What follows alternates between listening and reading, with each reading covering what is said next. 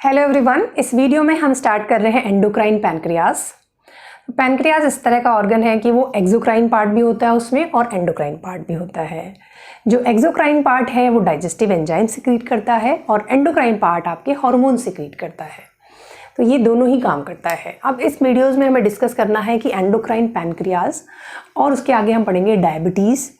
तो endocrine pancreas को पढ़ने से पहले हम एक पैनक्रियाज की स्ट्रक्चर्स को देख लेते हैं कि जो पैनक्रियाज की स्ट्रक्चर है वो किस तरह की होती है। तो पैनक्रियाज आपका एक इलोंगेटेड टाइप का ऑर्गन है और ये आपका सी शेप्ड जो डुओडिनम है उस डुओडिनम के बीच में जाके ये ओपन होता है। मैं रफ डायग्राम बना रही हूँ आपको। तो ये हमारी है duodenum. Duodenum actually first part of intestine है, first part of small intestine basically. तो ये देखेंगे आप, अगर ये पैनक्रियाज है हमारा, ये पैनक्रियाज हमारा, इसमें head, body, head, neck, body and tail, इस तरीके से हम इसको 4 पार्ट में डिवाइड कर सकते हैं।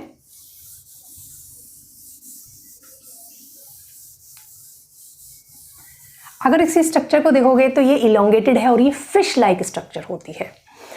अब ये जो है इसमें जो एक्सोक्राइन पोर्शन होता है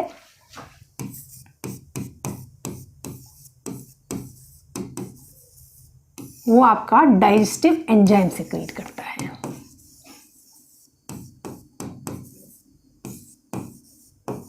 ये जो आपके डाइजेस्टिव एंजाइम्स होते हैं ये डाइजेशन में हेल्प करते हैं। फाइन। और ये जो डाइजेशन में हेल्प कर रहे हैं, जो पैनक्रियाटिक एंजाइम्स यहाँ पर बन रहे हैं वो इस जो यहाँ पे, जैसे आप फूड कहाँ पर है, फूड आपका इंटेस्टाइन में है, तो ये फूड से आगे कैसे मिक्स होते हैं। एक्चुअली ये जो है यहाँ से आपका जो भी डाइजेस्टिव एंजाइम्स है वो बनेंगे और ये पैनक्रियाटिक डक्ट के थ्रू आपके ये जो फूड पोर्शन है डुओडिनम के अंदर उसमें आके मिलते हैं। तो ये जो है आपके, अगर एक्सोक्राइन पैनक्रियाज की हम बात करें तो उसमें जो हैं आपकी डक्ट हैं वो 2 तरह की डक्ट होती हैं। एक होती है मेन पैनक्रियाटिक डक्ट और एक होती है एक्सेसरी पैनक्रियाटिक डक्ट। एक होती है मेन पैनक्रियाटिक डक्ट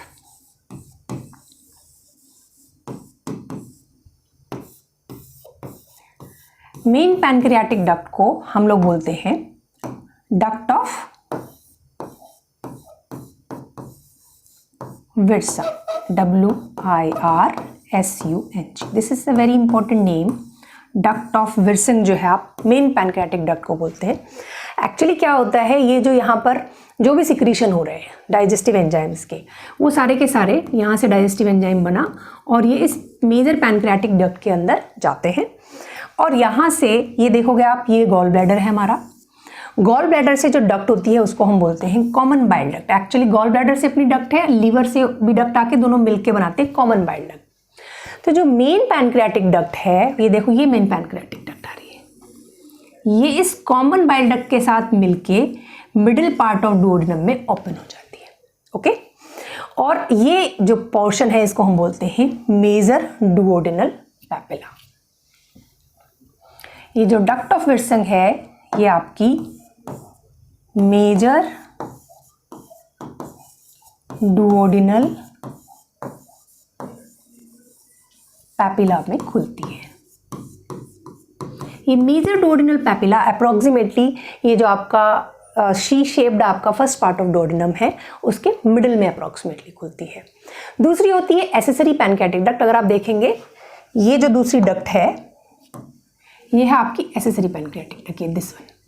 और ये देखोगे यहाँ जस्ट इस मेजर डुओडिनल पैपिला के जस्ट ऊपर थोड़ा सा यहाँ पर आकर ओपन हो जाती है जिसका नाम होता है माइनर डुओडिनल पैपिला। तो ये वाला तो हमारा मेजर डुओडिनल पैपिला हो गया और ये जो ऊपर है ये आपका हो गया माइनर डुओडिनल पैपिला।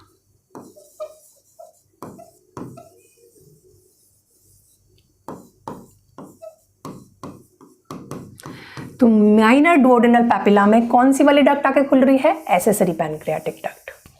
ओके। और एक्सेसरी पैनक्रियाटिक डक्ट का क्या नाम है? Duct of Santorini. तो यहां पे आपकी एक्सेसरी पैनक्रियाटिक डक्ट खुल रही है इसका नाम है डक्ट ऑफ सेंटोरिनी।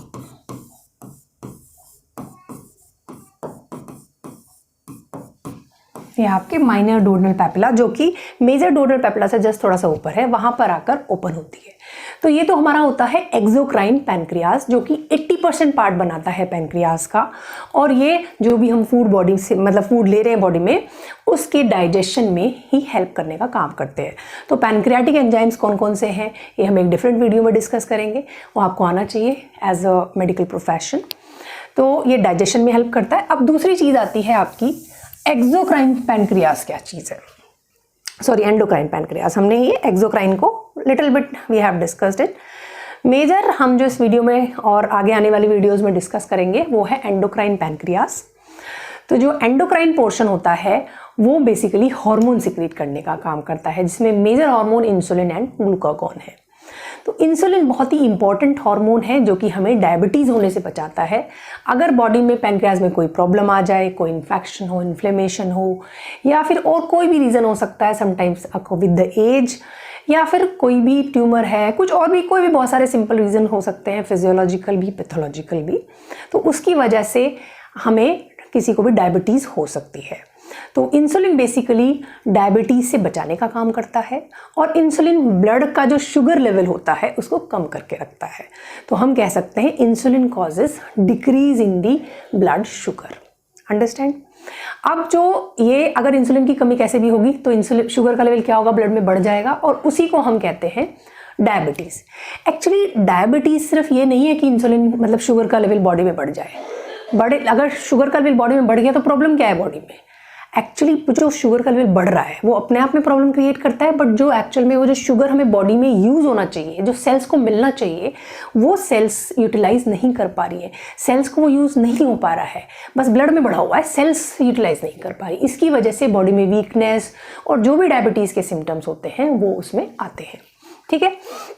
तो एंडोक्राइन पैनक्रियास कौन सा पोर्शन बनाता है? एक्चुअली एंडोक्राइन पोर्शन जो है ये मैं इस डायग्राम को थोड़ा सा इनलार्ज कर देती हूँ।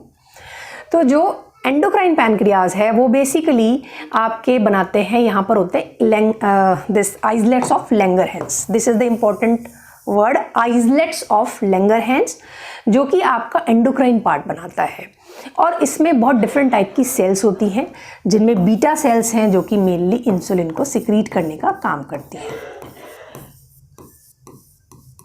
तो islets of Langerhans is a very important part of endocrine pancreas. Beta cells, alpha cells, delta cells and F cells होती हैं। इनको भी हम डिस्कस करेंगे कि डिफरेंट टाइप की सेल्स होती है, डिफरेंट टाइप के हार्मोन्स को सिक्रीट करने का काम करती है। तो आगे जो सब्सिक्वेंट वीडियोज़ हैं और इस वीडियो में हम क्या डिस्कस करेंगे, सबसे पहले हम पढ़ेंगे एनाटमी। एनाटमी में एक्चुअली हम इसमें सिर्फ पढ़ेंगे फंक्शनल एनाटमी, उसको बोलते हैं functional anatomy. Actually functional anatomy क्या होती है? जो हम फिजियोलॉजी पढ़ रहे हैं, जो हम इंसुलिन का फंक्शन बता रहे हैं, उसको समझने के लिए आपको एक मोटा मोटा मतलब एक ग्रॉस आपको बात करनी होती है, that is known as functional anatomy, कि काम समझ में आ जाए उसका, कि आपको पता चल जाए इंसुलिन कहाँ से सिक्रेट हो रहा है, एटलीस्ट कौन सी सेल से सिक्रेट होता है। ठीक है? जो डिटेल्ड एनाटमी है वो हम डिफरेंट वीडियोस में पढ़ेंगे, जो कि आपको एनाटमी के क्वेश्चंस में, क्वेश्चन आंसर्स में लिखनी होती है, और एनाटमी के जिससे आपके एमसीक्यूज बनते हैं। अब इसके बाद हम बात करेंगे कि भाई जो सिक्रीशन है, मेनली इंसुलिन सिक्रीट हो रहा है, डायबिटीज़ को रोकने के लिए इंपॉर्टेंट हार्मोन है। तो वो इंसुलिन जो है उसकी हम वो पहले तो कहाँ से निकलता है वो हम देखेंगे, जो हमने बात करी है कभी कि beta cells of islets of Langerhans से सिक्रीट होता है। ठीक है? और ये जो इंसुलिन है उसकी स्ट्रक्चर क्या है, यानी वो किस चीज़ का बना हुआ है, प्रोटीन का बना हुआ है, कार्बोहाइड्रेट का बना हुआ है, या किसी और चीज़ का बना हुआ है। तो हमें पता होना चाहिए कि वो जो इंसुलिन है वो किस चीज़ का बना होता है। अब वो सिंथेसिस कैसे होता है, ये जो आइसलेट्स ऑफ लैंगरहैंस हैं, जो बीटा सेल्स हैं, इनके अंदर इंसुलिन बनता कैसे है, ये हमें जानना जरूरी है। अब ये बन गया तो ये सिक्रीट कैसे होगा, क्योंकि हमें तो ये चाहिए अलग अलग जगह पे काम करने के लिए। हमारे कार्बोहाइड्रेट, प्रोटीन एंड फैट, तीनों के मेटाबॉलिज्म को एक्चुअली अफेक्ट करता है। सिर्फ ये कार्बोहाइड्रेट को अफेक्ट नहीं करता, सिर्फ शुगर को अफेक्ट नहीं करता, ये आपके तीनों को अफेक्ट करता है, कार्बोहाइड्रेट को भी, प्रोटीन के मेटाबॉलिज्म को भी, और फैट के मेटाबॉलिज्म को भी। तो इसका सिक्रीशन बेसिकली कैसे होता है वो जानना जरूरी है। अब सिक्रीट तो हो गया, ये सेल्स पे जाके काम कैसे करेगा, तो mechanism is also very very important. और इन पे बहुत क्वेश्चंस आए हुए हैं, एमसीक्यू भी और थ्योरी में भी क्वेश्चंस पूछते हैं कि मैकेनिज्म ऑफ एक्शन क्या है इंसुलिन का और सिक्रीशन कैसे होता है। This two are very important. अब मैकेनिज्म हो गया एक तो कि कैसे काम करता है, यानी किन रिसेप्टर्स के थ्रू काम करता है। अभी ग्रॉसली हम बात कर लेते हैं, ग्लूट रिसेप्टर होते हैं, GLUT एक्चुअली बना है ग्लूकोज ट्रांसपोर्टर से। ये T इज फॉर ट्रांसपोर्टर, क्योंकि ग्लूकोज का ट्रांसपोर्ट करना है इसको सेल के अंदर बेसिकली। GLU ग्लूकोज के लिए। तो ग्लूट रिसेप्टर्स होते हैं, यू नो कि सेल्स पे कहीं भी रिसेप्टर्स होते हैं जिनके थ्रू कोई हार्मोन काम करता है, तो इंसुलिन के लिए ग्लूट रिसेप्टर्स हैं। तो वो कौन से ग्लूट रिसेप्टर्स हैं और उन पे जब हार्मोन मतलब जब ये इंसुलिन लग जाएगा, सपोज करो कि भाई किसी सेल के अंदर, सपोज करो कोई सेल है और उस सेल पे ये इंसुलिन का रिसेप्टर है,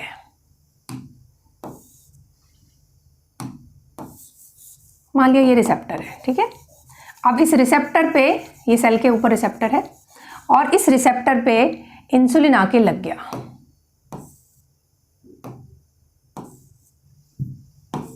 ये इंसुलिन है सपोज करिए, ये इंसुलिन आके लग गया। अब ये अंदर काम कैसे करेगा वो आपको पढ़ा जाता है मैकेनिज्म ऑफ इंसुलिन एक्शन, कि कैसे वो काम कर रहा है वहां पर, ठीक है।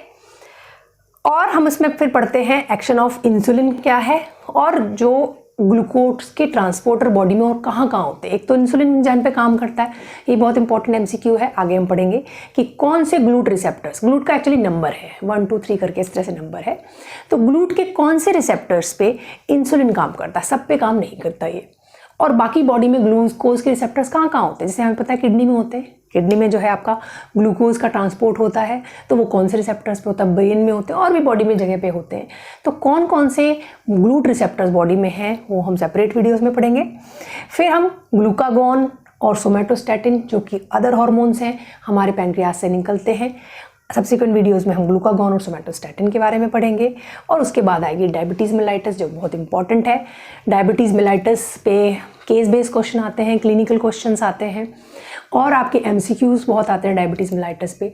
तो डायबिटीज़ मेलाइटस क्या होता है, क्या डेफिनेशन है डायबिटीज़ मेलाइटस की, उसके टाइप क्या हैं, टाइप 1 टाइप 2 क्या हैं, फिर ये किस एज में ज़्यादा होता है, यंग एज में कौन सी ज़्यादा है और ओल्ड एज में ज़्यादा कौन सी है, क्या इनके डिफरेंट ट्रीटमेंट्स हैं। तो हम सब्सिक्वेंट वीडियोज़ में ये आप डायबिटीज़ भी पढ़ेंगे, ठीक है। अभी हम थोड़ा सा डिस्कस कर लेते हैं कि जो डिफरेंट टाइप की सेल्स हैं वो कौन कौन सी होती हैं। फाइन,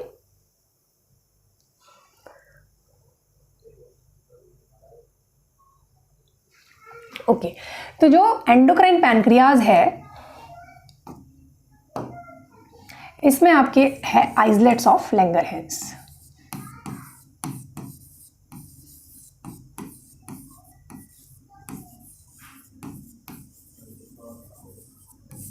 ये होता क्या है एक्चुअली, जैसे आइसलेट्स ऑफ लैंगरहैंस मान लो आप, तो इसमें डिफरेंट टाइप की सेल्स हैं।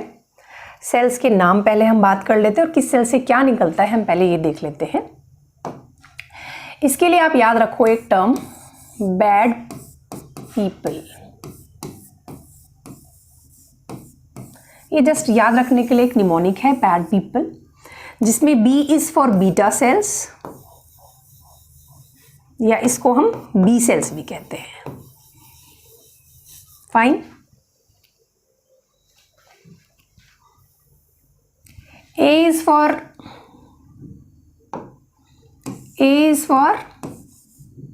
A सेल्स या फिर इसका दूसरा नाम है अल्फा सेल्स।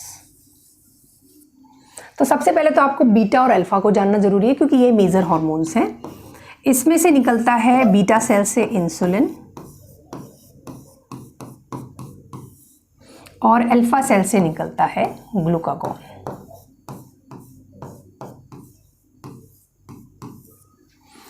उसके बाद हमारा डी है, D is made up of like D cells या फिर इनको हम बोल सकते हैं डेल्टा सेल्स।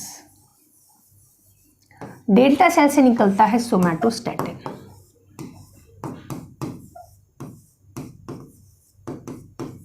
फाइन, उसके बाद हमारी सेल्स होती है जो पीपल है, उसका पी से आप देखोगे जो P है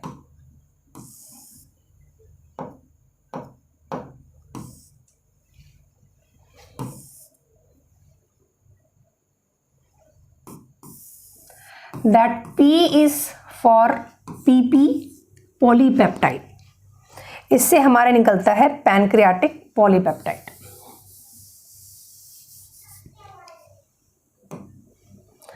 PP is for pancreatic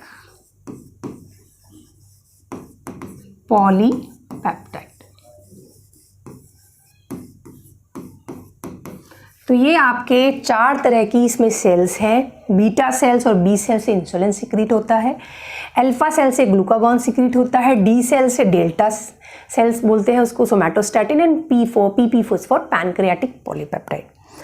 अब ये जो इंसुलिन है, अभी इधर देखोगे कि किस तरह की सेल्स कहाँ पर ज़्यादा पाई जाती है। देखो मेजर जो है वो बीटा सेल्स जो है वो सबसे ज़्यादा होती है। अगर आइसलेट्स ऑफ लैंगरहैंस में सपोज 100 सेल्स हैं तो ऑलमोस्ट 70% जो है ये आपकी बीटा सेल्स होती है, और बाकी जो है परसेंटेज में और होती है जिनको आपको याद नहीं रखना, बट याद रखना है सबसे ज़्यादा आपकी बीटा सेल्स होती है। ठीक है,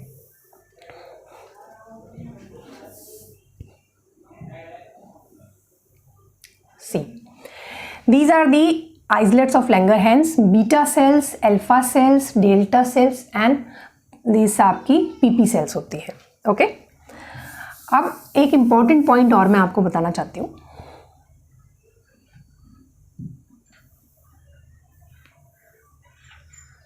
These are the different cells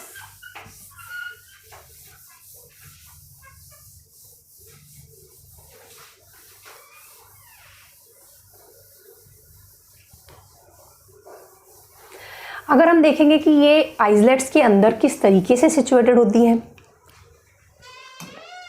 तो सपोज करिए ये हमारा एक आइसलेट्स ऑफ लैंगरहैंस है, और उसके अंदर जो सेल्स हैं अगर आप देखेंगे सबसे बाहर की तरफ इस तरीके से अल्फा सेल्स होती है। तो अल्फा सेल्स ज़्यादा हैं आपकी पेरिफेरी पे, ये आपकी है अल्फा सेल्स। ओके, जो आपकी बीटा सेल्स हैं वो आपकी मिडिल में होती है। तो ज़्यादा अगर आपको मेनली तो इन्हीं को याद रखना चाहिए, और बीटा सेल्स सबसे ज़्यादा होती है, ये आपकी इस तरीके से सिचुएटेड है। तो सारे में मेनली आपकी मिडिल में बीटा सेल्स है,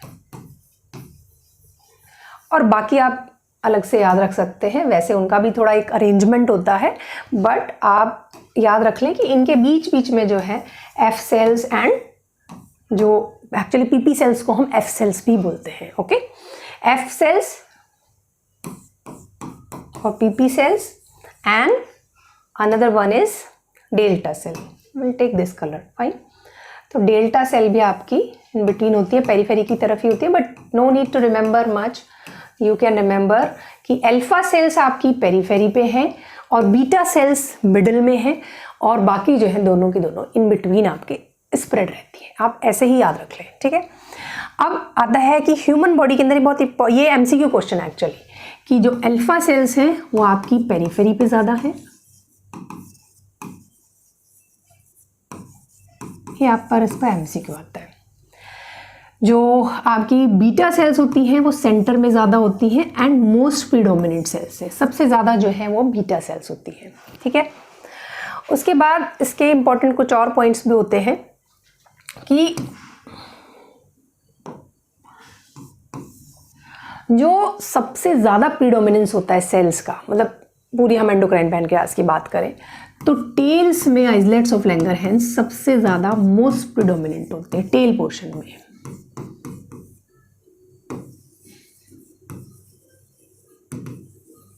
ओके, और दूसरी बात ये होती है कि अगर हम ह्यूमन पैनक्रियाज की बात करें तो उसमें कितने आइसलेट्स होते हैं, तो अप्रोक्सीमेटली 1 मिलियन आइसलेट्स होते हैं ह्यूमन पैनक्रियाज के अंदर। ओके, और अगर मैं बात करूं एक आइसलेट्स के अंदर कितनी सेल्स होती हैं, ये सब एक्चुअली एमसीक्यू आए हुए हैं, and these are important MCQ questions. तो इसके अंदर मतलब ये हो गए। अब अगर हम एक आइसलेट्स की बात कर रहे हैं तो एक आइसलेट्स के अंदर 2500 सेल्स होती हैं। सेल्स मतलब बीटा सेल्स हो सकती हैं, अल्फा सेल्स हो सकती हैं, मतलब कोई सी भी सेल है उनको मिला के हम बात करें तो ये 2500 सेल्स आपकी एक आइसलेट्स के अंदर होती हैं। ये जो है सारे के सारे इंपॉर्टेंट MCQ क्वेश्चंस हैं ये आपकी सेल्स के रिगार्डिंग। फाइन, तो आपकी डेल्टा सेल की स्ट्रक्चर हो गई, बीटा सेल की स्ट्रक्चर हो गई। तो अब हम आगे आके पढ़ेंगे कि इंसुलिन जो है उसकी स्ट्रक्चर क्या होती है, सिक्रीशंस क्या होता है, और बाकी हमने जो पॉइंट्स डिस्कस किया है वो हम सब्सिक्वेंट वीडियोस में पढ़ेंगे। Thank you so much.